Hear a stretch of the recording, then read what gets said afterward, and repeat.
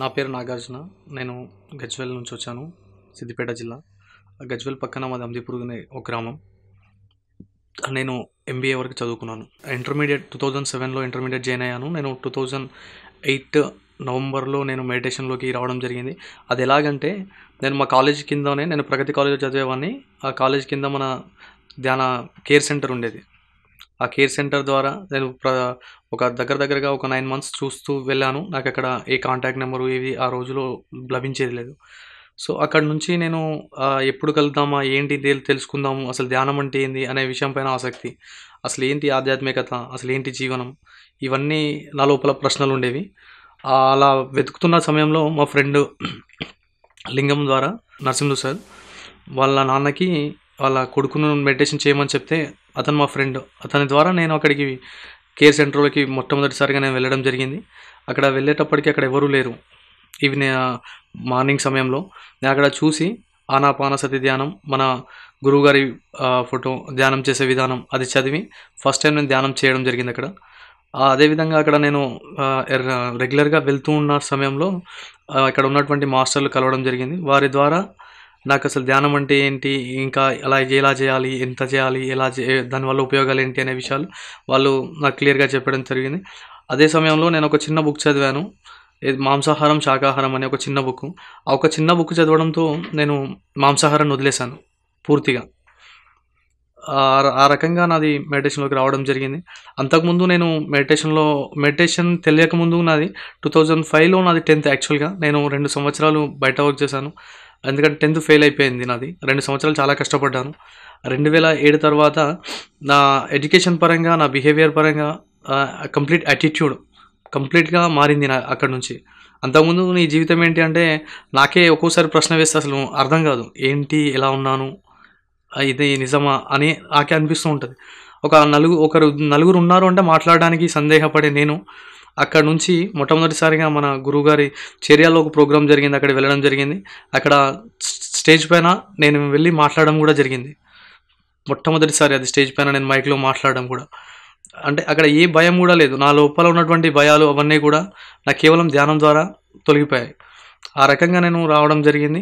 ఇక మా ఫ్యామిలీ ప్రకారంగా ఏంటంటే, అందరూ కూడా ఇక కామన్గా ఉన్నట్టుగానే మాది ఇక బాగా చూస్తే ఏంటంటే, మొత్తం మాంసాహారానికి బాగా అలవాటు పడిపోయినటువంటి కల్చర్ ఉంది మాది.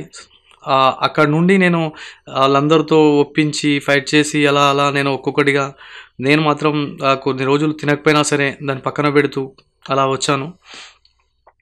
ఇప్పటి వరకు నేను ధ్యానంలో నాకు చాలా బాగుంది. నా లైఫ్లో అన్ని మార్పులు. నేను అక్కడి నుంచి ఇంటర్ చేశాను, తర్వాత డిగ్రీ చేశాను. ఏ రోజు కూడా కాలేజ్కి వెళ్ళలేదు. తర్వాత మా నాన్న బాడీ వికెట్ చేయడం జరిగింది. మా ఫ్యామిలీ బాధ్యతలు, రెస్పాన్సిబిలిటీస్ అన్నీ నాకు పడుతాయి. అవన్నీ వర్క్స్ చేసుకుంటూ కూడా నేను ఎడ్యుకేషన్ అనేది కొనసాగించాను. విత్ ఎంబీఏ వరకు నేను కంప్లీట్ చేశాను.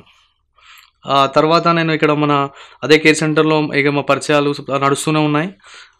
అదే ప్రాంతంలో అక్కడ ధ్యాన మందిరాలు కట్టాలనే ఆలోచనలో ఉండేది నాకు. మా మిత్రులు, మా ఫ్రెండ్స్ అందరూ చేద్దాం, మనం ఇక్కడ ధ్యాన మందిరాలు కట్టాలి, ప్లేస్ ఉంది, ఇలా డొనేట్ అయింది, ఇవన్నీ విషయాలు చెప్పారు.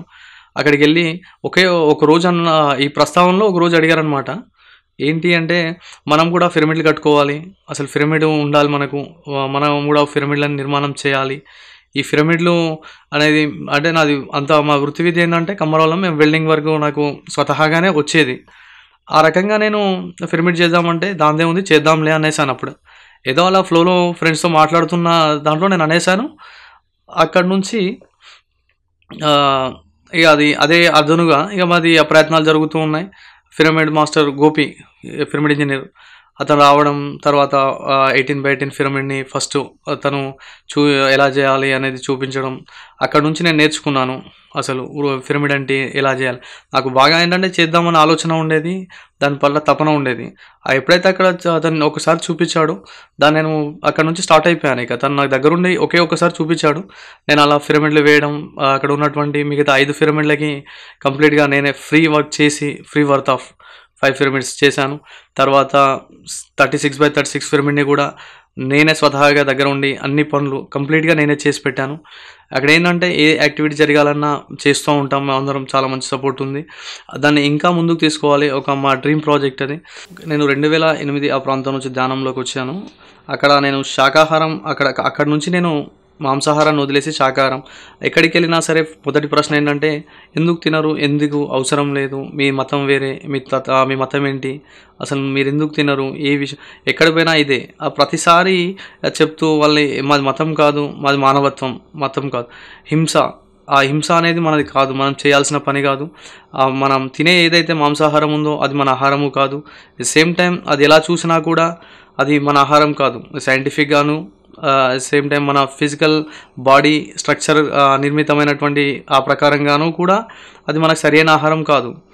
ఎందుకంటే మనం మాంసాహారం తింటే దరిదాపుగా మనకి 24 to 72 hours వరకు అది డైజెస్ట్ అవ్వడం అనేది జరగదు. ఎప్పుడైతే అది మన దాని డైజెస్ట్ అవ్వడం జరగదో అది తినడం వల్ల ఏంటంటే మన బాడీలో ఒక సిస్టమ్ ఉంటుంది, మ్యాక్రోబ్ సిస్టమ్ అని.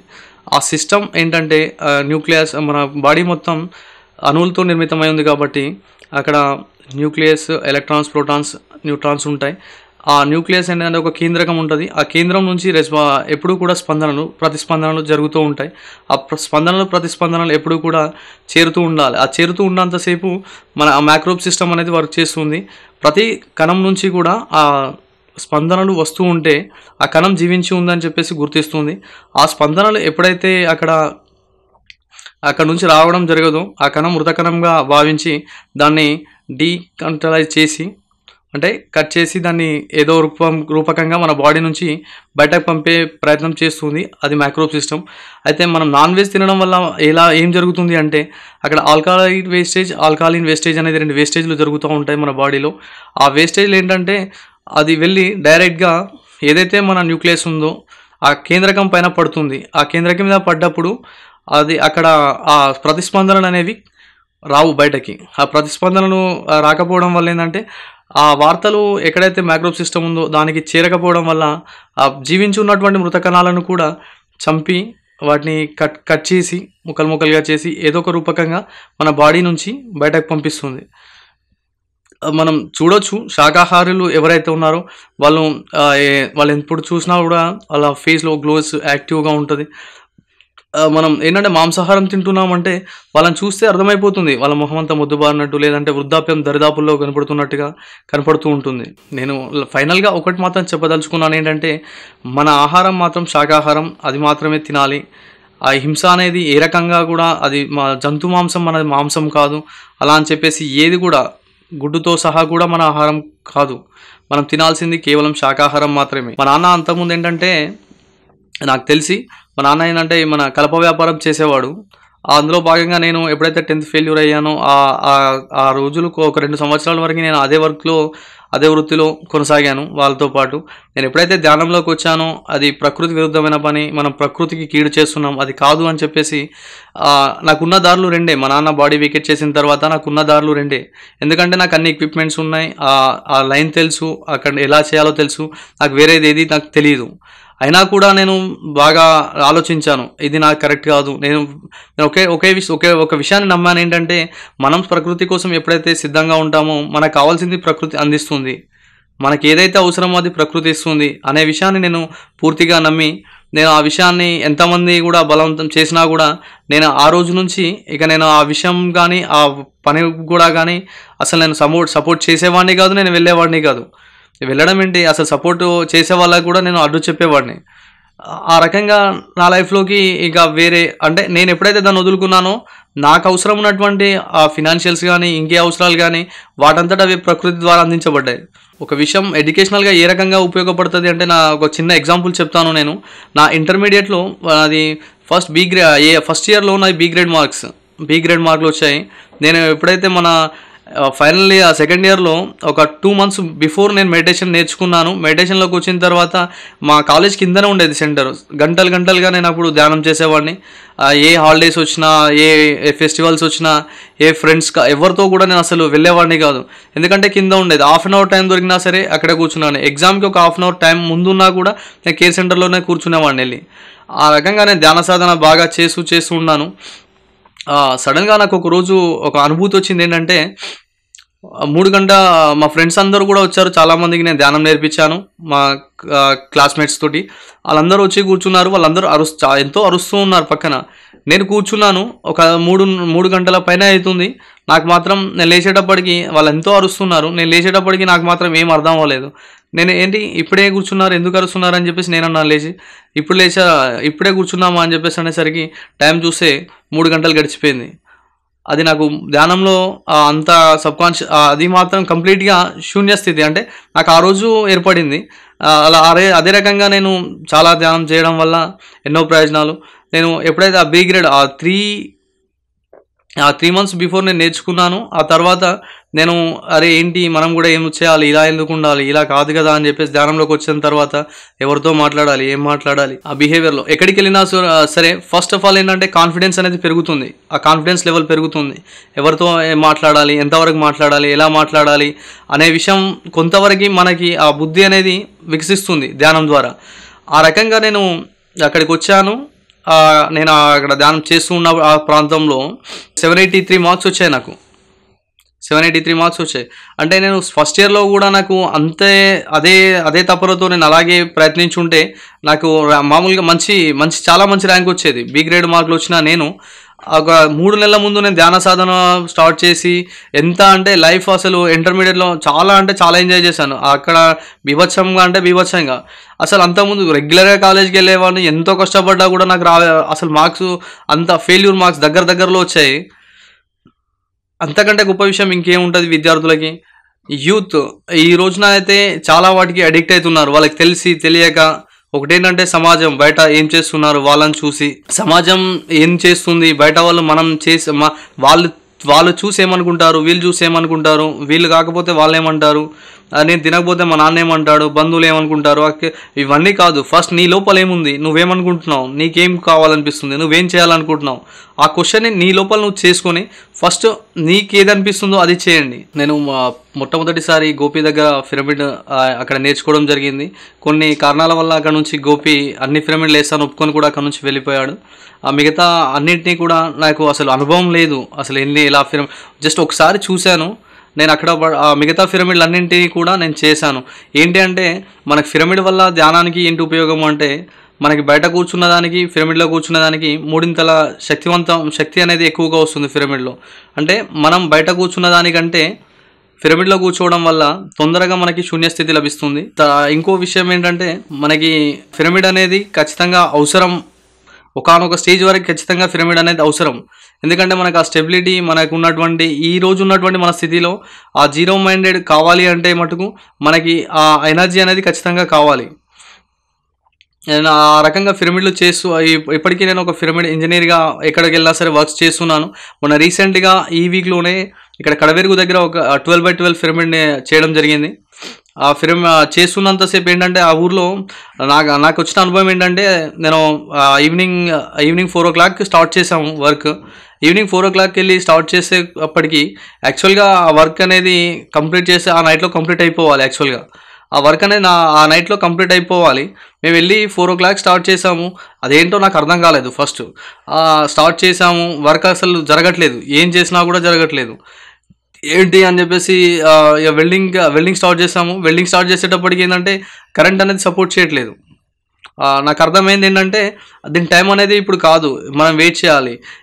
అక్కడ ఏంటంటే ఎంతో ప్రెజర్, వచ్చిన వాళ్ళందరూ ప్రెజరు, ఇది కాదు, ఇలా కాదు, పడుకుందా నిద్ర, ఇక వాళ్ళన్నీ ఉన్నాయి. అవన్నిటిని చూస్తున్నాను. ఏంటంటే నేను ఒక సాక్షిలా వాటిని చూస్తున్నాను. ఏం జరుగుతుందో చూద్దాం, ఇంకా ఏం జరుగుతుందో చూద్దాం. అలా చూస్తూ ఉంటే కరెంట్ అనేది 2 గంటలు దగ్గర 2 గంటల సమయంలో కరెంట్ అనేది చేంజ్ అయిపోయింది. కరెంట్ పోలేదు, రాలేదు, కానీ చేంజ్ అయింది. అక్కడ నుంచి వర్క్ ఎంత ఫాస్ట్గా అంటే నేను 3:34 వరకు 4 లోపల నేను 2 పిరమిడ్లని కంప్లీట్ ఎఫెక్ట్స్తో కంప్లీట్ చేసాం. మరి చేసిన తర్వాత మళ్ళీ ఇంకో చిన్న 2 పిరమిడ్లు ఉండే అనమాట. 9x9 ఒకటి, 12x12. 9x9 చేసి పక్కన పెట్టాము. అది పక్కన పెట్టేసిన తర్వాత వితిన్ 10 minutes లోపలే ఆ పిరమిడ్ అయిపోయింది. అంటే అక్కడ పిరమిడ్ అనేది మేము చేయట్లేదు, పిరమిడ్ అనేది మనం మాత్రం చేయట్లేదు, పిరమిడ్ అనేది నా చేత చేయించుకుంటుంది. అంటే ఆ ప్రకృతి మనకు ఆ అవకాశాన్ని ఇచ్చి మన ద్వారా అంటే నేను అక్కడ ఒక వస్తువుగా ఉపయోగపడుతున్నాను. అంటే అక్కడ ఉన్నటువంటి ప్రతి ఒక్క మానసిక స్థితిగతులు, అక్కడ ఉన్నటువంటి ప్రతి ఒక్కరు వాళ్ళందరూ నిద్రించేంత వరకు కూడా అక్కడ వర్క్ అనేది స్టార్ట్ కాలేదు. నాకు ఆ రకంగా అనిపించింది. నెక్స్ట్ డే వెళ్ళాము, ఆ రోజు అది జరిగిపోయింది. నెక్స్ట్ డే వర్క్ ఉందని చెప్పేసి ఆ రోజు మార్నింగ్ వచ్చేసాము. మళ్ళీ ఒక 2 days తర్వాత వెళ్ళాను. 2 days తర్వాత వెళ్ళిన తర్వాత సేమ్ 5:30, 6 అట్లా స్టార్ట్ చేసాము అరౌండ్. అలా 5:36 స్టార్ట్ చేస్తే ఆ రోజు కూడా సేమ్ దాటింది 12:30 దాటేంత వరకు కూడా అసలు వెల్డింగ్ అనేది కావట్లేదు, జరగట్లేదు. అరే ఏం జరుగుతుంది అసలు ఏం అర్థం కాలే నాకు. అలా చేస్తూ ఉన్నాం. 2:30 అయిపోయింది. 4 వరకు కూడా అలా కంటిన్యూ ఫుల్ నైట్ వర్క్ చేస్తూనే ఉన్నాం. 4:30 దాటింది. 4:30 దాటిన ప్రాంతంలో మళ్ళీ సేమ్ ప్రాబ్లం. యాజ్ యూజువల్గా ఏదైతే జరిగిందో అదే విధంగా మళ్ళీ అనేది అసలు వర్క్ అనేది సాఫీగా జరగట్లేదు. నాకు బాగా అర్థమైంది ఏంటంటే అక్కడ ఉన్నటువంటి ఏదైతే ఉన్నాయో ఆ ఫోర్సెస్ అది మనల్ని ఖచ్చితంగా పిరమిడ్ వేయాలి అంటే మటుకు ఖచ్చితంగా అక్కడ మనం ఎంతో ఎనర్జీతో ఉంటే కానీ వేయలేము. గజ్వెల్లో పిరమిడ్ మాస్టర్లు ఒక 30-35 మంది వరకు ఉంటారు. అక్కడ 5 పాండవకృష్ణ ధ్యానక్షేత్రం అని పేరు పెట్టుకోవడం జరిగింది. అక్కడ 5 పిరమిడ్లు 18x18 పిరమిడ్లు ఉంటాయి. మధ్యలో ఒకటి కృష్ణా పిరమిడ్, అంటే ట్రాన్స్పరెంట్గా ఉండాలని చెప్పేసి దానికి గ్లాస్ పిరమిడ్ డిజైన్ చేసాము. ఫస్ట్ ఆఫ్ ఆల్ అది పత్రిసారి యొక్క design, pentagon design, crop circle design అనమాట. 5 అరౌండ్లో ఉంటాయి. సెంటర్లో ఒక 36x36 పిరమిడ్ ఉంటుంది. దాన్ని గ్లాస్ పిరమిడ్గా డిజైన్ చేయడం జరిగింది. అయితే ఆ గ్లాస్ డిజైన్ అనేది చాలా హీట్ అబ్జార్ప్షన్ ఉంటుందని చెప్పేసి దాన్ని ఆపడం జరిగింది. ఇప్పుడు అదొకటి ఆ వర్క్ ప్రాసెస్లో ఉంది. మిగతా అంతా కూడా పిరమిడ్లన్నీ కంప్లీట్ అయిపోయాయి. ఇది కూడా పిరమిడ్ ఐరన్ స్ట్రక్చర్ వరకు కంప్లీట్ అయింది. దానికి ఇప్పుడు ఏమనుకుంటున్నామంటే 20-25 వరకు మనం ఆ సైజ్ వరకు పైన అంటే మన కింగ్ చాంబర్ హైట్ వరకు కాపర్తో అక్కడ నుంచి వీబోర్డ్ తోటి కంప్లీట్ చేద్దామని. కంప్లీట్ ఏంటంటే అక్కడ మా హీలింగ్ ప్రాసెస్ జరగాల పిరమిడ్లో అని చెప్పేసి అన్నీ మన వనమూలికలు, ఆయుర్వేద ప్లాంట్స్ అవన్నీ కూడా ప్లాన్ చేస్తున్నాము. గార్డెనింగ్, రీసెంట్గా అన్నదానం కోసం ఒక రూమ్ను ఏర్పాటు చేయడం జరిగింది. నిత్యాన్నదానం, మొన్న రీసెంట్గానే అఖండ ధ్యానం స్టార్ట్ చేయడం జరిగింది. ఈ శివరాత్రి నుంచి 41 days కంటిన్యూస్ ధ్యానం. ఈ రోజు నుంచి అక్కడ ఒక మాస్టర్ వచ్చి ఉంటున్నాడు, సురేష్ మాస్టర్. అతని దగ్గర ఉండి అన్నీ చూసుకుంటూ అలాగే వచ్చిన వారికి ఉంటూ నిత్యాన్నదానం పెట్టాలని ఒక దాంతో మేము కొన్ని స్టార్ట్ చేసాము. ఇప్పటివరకు మేము బయట ఫండ్స్ ఎక్కడ కలెక్ట్ చేసుకోలేదు. అవన్నీ కూడా లోకల్లో ఉన్నటువంటి వాళ్ళు అంటే నా పరంగా నాకు సంబంధించినంత నేను వర్క్ చేశాను. నాతో జరిగే ప్రతి వర్క్ని నేను అక్కడ ఉండి నా వర్క్లా చేశాను. అలాగే అక్కడ ఉన్నటువంటి అందరు మాస్టర్లు కూడా ఎంతో వాళ్ళ స్వతహాగా వాళ్ళు అంటే డబ్బుల ప్రకారంగా చేసేవాళ్ళు, డబ్బులు వాళ్ళ పరంగా చేసేవాళ్ళు, టైంని అలా ఆ రకంగా అన్ని రకాలుగా ఎవరు చేసే పని వాళ్ళు చేసి పెట్టారు. అది ఇప్పుడు తుది దశలో ఉంది. అక్కడ ఏంటంటే ఇంకొక గార్డెనింగ్ అండ్ ఒకటి 36x36 ఆ ఫినిషింగు, ఈ ఒకటి మిగిలి ఉన్నాయి. ఈ 2 కంప్లీట్ చేసుకుంటే చాలా అద్భుతంగా ఉంటుంది. అక్కడ నాకు ఈ అవకాశం ఇచ్చినందుకు పిఎంసి వారికి ధన్యవాదాలు. ముఖ్యంగా వాళ్ళకంటే ముందు కూడా చెప్పాల్సింది ఎవరికి అంటే మన గురువు గారికి వారిని ఏ రకంగా చెప్పినా, ఏ విషయం చెప్పినా కూడా అది చాలా తక్కువే. వారికి ఎలా చెప్పాలో నాకు అసలు తెలియదు. ఎందుకంటే మనకి ఈ ధ్యాన పరిచయాన్ని అసలు నాకు ఈ ధ్యానం అనేది పరిచయం అయి ఉండకపోతే నా జీవితం ఎటుపోయేదో ఎలా జరిగేదో కూడా నాకైతే నిజంగా ఆ విషయంలో ఆలోచిస్తే మటుకు నాకు ఆ రకంగానే అర్థమవుతుంది. ఈ అవకాశాన్ని ఇచ్చినందుకు ఈ పిఎంసి ఛానల్ వారందరికీ కూడా కృతజ్ఞతలు, ధన్యవాదాలు తెలుపుకుంటున్నాను. Okay, thank you. Hello friends, PMC ఆన్లైన్ని సబ్స్క్రైబ్ చేసుకోండి. సరికొత్త అప్డేట్స్ కోసం బెల్ బటన్ని నొక్కండి.